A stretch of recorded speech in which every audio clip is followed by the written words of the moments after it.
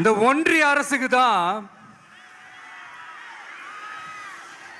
தமிழ்நாடு ஒரு தனி மாநிலம்,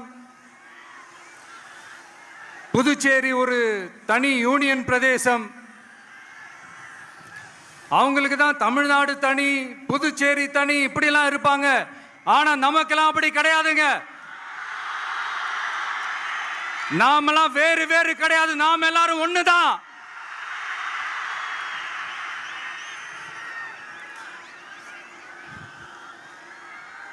தமிழ்நாடும் புதுச்சேரியும் தனித்தனியாக இருந்தாலும் நாம் எல்லாரும் ஒண்ணுதான், நாம் எல்லாரும் சொந்தம் தான்.